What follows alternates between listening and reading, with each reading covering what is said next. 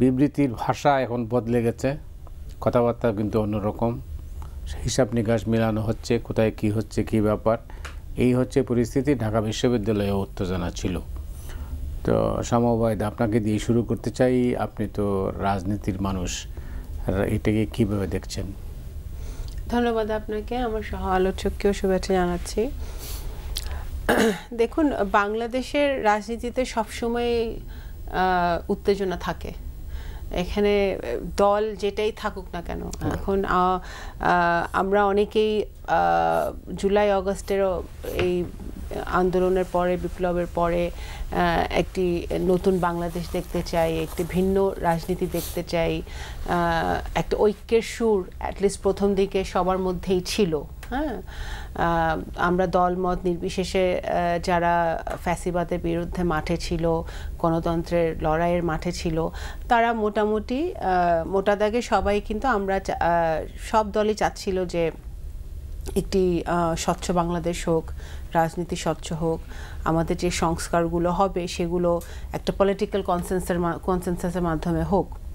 তো এখানে এখন বিভিন্ন যখন রাজনৈতিক দল, আমরা তো বিএনপি বহুদলীয় গণতন্ত্রে বিশ্বাস করে, তো বহু দল থাকবে, দলের বহু মতও থাকবে, কারণ সব মতের সাথে যে আমাদের একমত হবে সেটাও না। আমাদের ছাত্র সংগঠনগুলো আছে, তাদেরও নিজেদের নীতি আছে, আদর্শ আছে, যার যার আদর্শ নিয়ে তারা মাঠে আছে।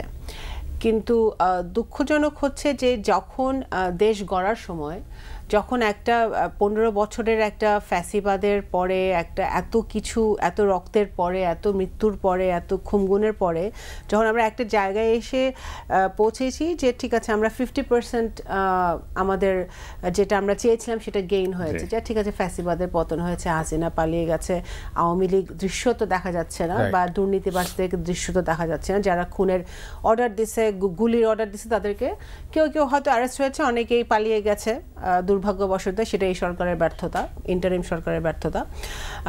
কিন্তু আপাত দৃষ্টিতে আওয়ামী লীগ দৃশ্যমান না। বিএনপি এখন বর্তমানে সবচেয়ে বড় রাজনৈতিক দল বাংলাদেশে বিরাজ করছে।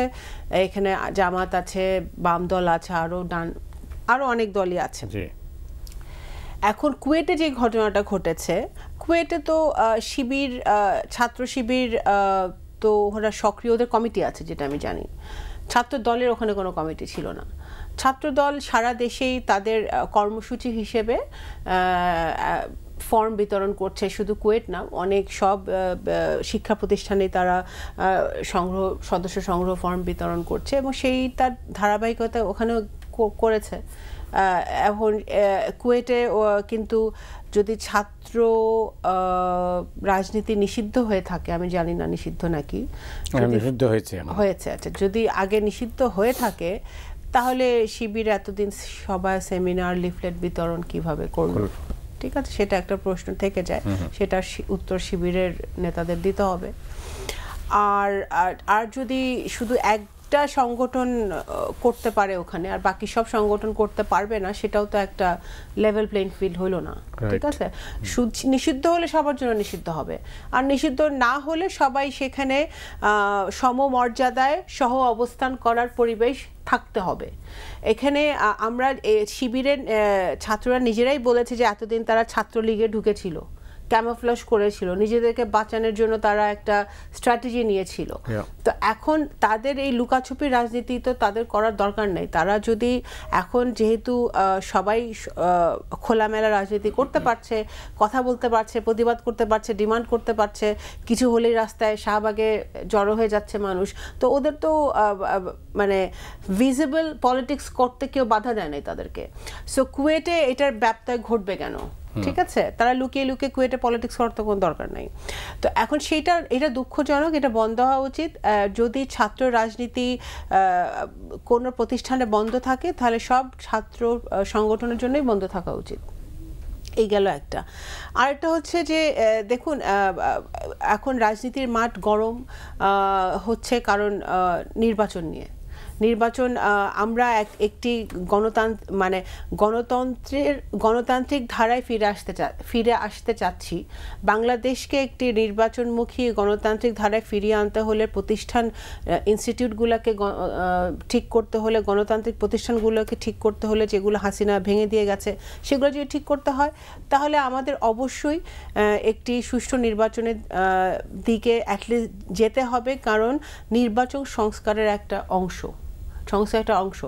এই যে ছাত্ররাও যে বলছে যে তারা পলিটিক্যাল পার্টি গঠন করবে, পলিটিক্যাল পার্টি গঠন করে তারা কি করবে? ওটা নিয়ে নিশ্চয়ই ওরা বসে থাকবে না, তাদের নিশ্চয়ই নির্বাচনে যাওয়ার ইচ্ছা আছে। তো নির্বাচনে যাওয়ার ইচ্ছা যদি থাকে তাহলে তো অবশ্যই নির্বাচনের দিকেই আমাদের ধাবিত হতে হবে।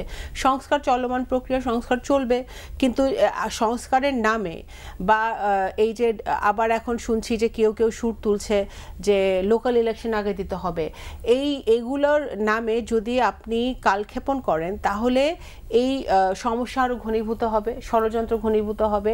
এই যে কুয়েটে যা ঘটেছে, এই ধরনের র্যান্ডম ঘটনা আরও ঘটবে। এখন এখানে কে ঘটাচ্ছে, কেন ঘটাচ্ছে, কিভাবে ঘটাচ্ছে, বাইরের কোনো শক্তির ইনভলভমেন্ট আছে নাকি, আওয়ামী লীগ এখানে জড়িত নাকি, এগুলো অনেক ব্যাপার আছে। কিছুদিন আগে দেখলাম সচিবালয়ে আগুন লাগলো, তো কেন লাগলো, কিভাবে লাগলো, সরকার পুলিশ কি করলো, প্রশাসন কি করলো? তো এখন এই জিনিসগুলো কিন্তু অত্যন্ত আমরা চিন্তিত, বা বাংলাদেশের মানুষ চিন্তিত, কারণ যেই কারণে মানে হাসিনার উপর সবাই অতিষ্ঠ ছিল, একটা ছিল যে সীমাহীন দুর্নীতি, আর একটা ছিল তার মানে একেবারে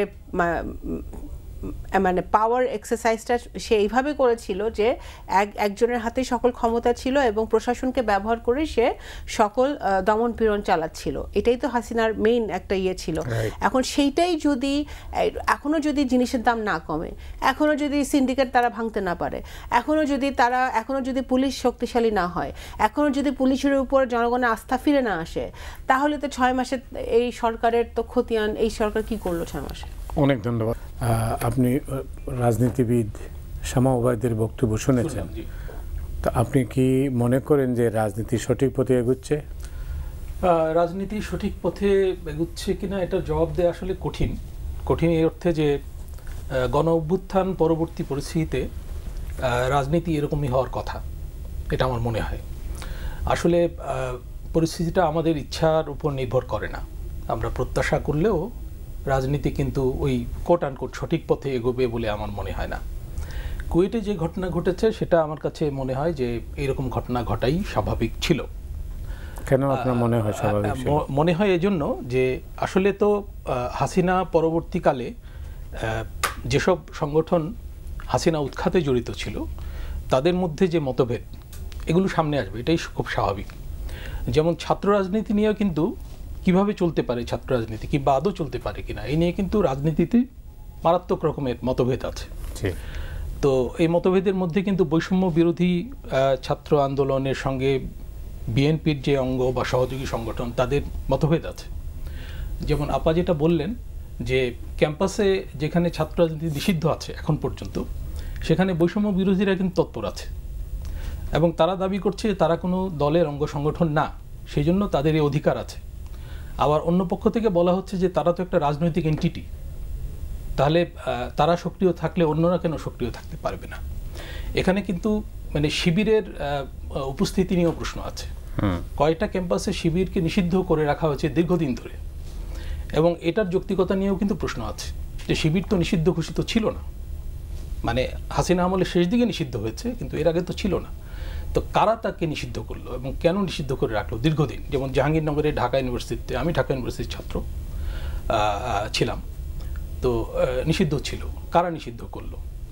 দেখা গেছে যে জামাত বিএনপির সঙ্গে মিলে সরকার দেশ চালাচ্ছে, কিন্তু ক্যাম্পাসে তারা নিষিদ্ধ। এটা একটা অস্বাভাবিক ব্যাপার।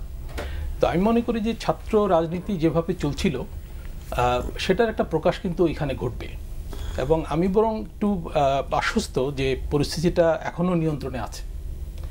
এবং কালকের ঘটনার পরে ঢাকা ইউনিভার্সিটিতে বাদ প্রতিবাদ হয়েছে কিন্তু সংঘাত হয়নি, সেটা কিন্তু একটা স্বস্তিকর ব্যাপার। সংঘাত হতে পারত এবং অন্যান্য ইউনিভার্সিটিতেও ছড়িয়ে পড়তে পারত।